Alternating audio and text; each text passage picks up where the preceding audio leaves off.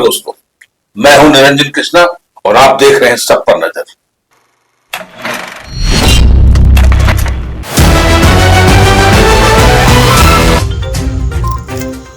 धनबाद में अवैध लॉटरी का साम्राज्य बड़ा ही खुलेआम फल फूल रहा है, लेकिन प्रशासन फिर भी मौन है।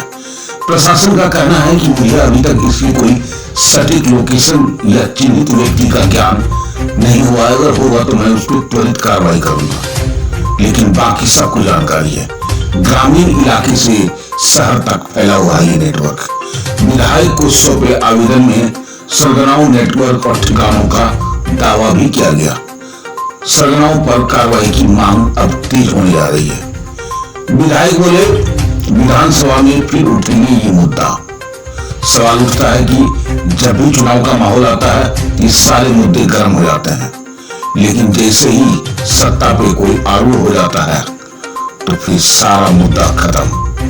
आइए चलते और दिखाते हैं कि धनबाद जिले में अवैध लॉटरी के बढ़ते कारोबार को लेकर के अब जनप्रतिनिधियों के पास भी शिकायतें पहुंचने लगी। सिंगरी विधायक को सौंपे गए एक आवेदन में दावा किया गया है कि जिले के लगभग सभी शहर और ग्रामीण क्षेत्रों में फर्जी लॉटरी का संगठित नेटवर्क सक्रिय है, जिसके जरिए प्रतिदिन 8 से 10 करोड़ रुपए तक का कारोबार किया जा रहा है। आवेदन में इस अवैध धंधे को तत्काल बंद कराने की मांग की गई है।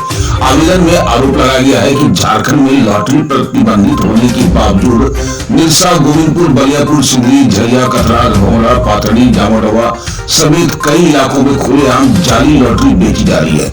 शिकायतकर्ताओं का कहना है कि यह लॉटरी पश्चिम बंगाल सरकारी लॉटरी की तर्ज पर तैयार की जाती है, लेकिन उसका उससे कोई संबंध नहीं है। इससे सरकार को राजस्व का नुकसान हो रहा है और गरीब व मध्यम वर्गीय लोग आर्थिक शोषण का शिकार बन रहे हैं। आवेदन में यह भी दावा किया गया है कि पूरे नेटवर्क का संचालन कुछ चुनिंदा लोग द्वारा किया जा रहा है। साथ ही आरोप लगाया गया है कि जिले के विभिन्न क्षेत्रों में काउंटर लगाकर प्रशासन की नजर के सामने यह कारोबार चल रहा है। शिकायत में यह भी उल्लेख किया गया है कि मैथन और निरसा क्षेत्र में कथित रूप से जाली लॉटरी की छपाई और वितरण का कार्य भी होता है। इधर जब इस मामले में धनबाद के एसएसपी प्रभात कुमार से सवाल किया गया तो उन्होंने मामले की जानकारी नहीं होने की बात कही और साक्ष्य उपलब्ध कराने की अपील की। इसके बाद यह सवाल उठने लगा है कि यदि आवेदन में किए गए दावे सही हैं तो अब तक इस पर कार्रवाई क्यों नहीं हुई।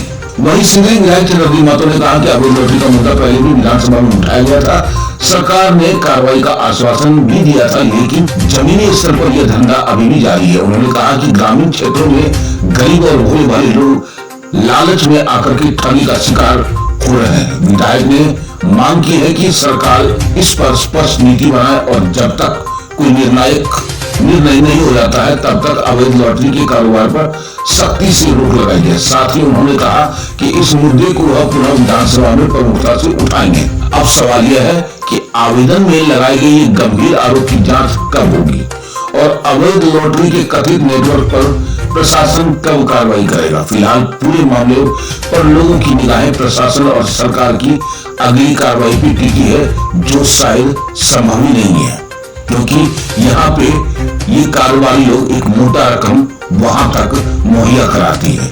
इसलिए सरकार भी आंख मूंद करके बैठी और प्रशासन भी। फिलहाल जनता अपनी आंख खोलिए, आइए देखते होगा क्या।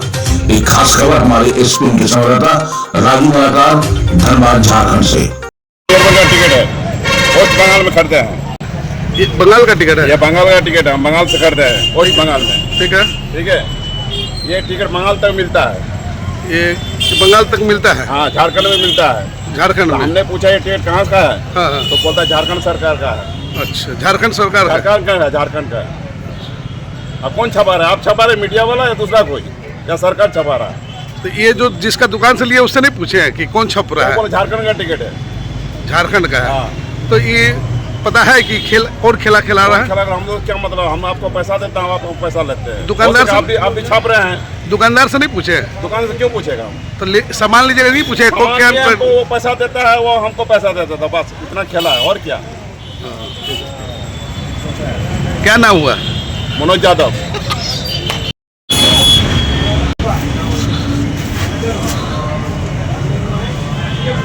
लॉटरी कहाँ का है?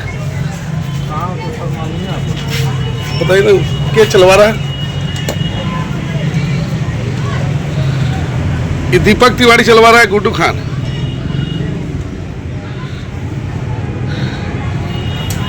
ये लाइसेंसी लॉटरी है या 2 नंबर लॉटरी है?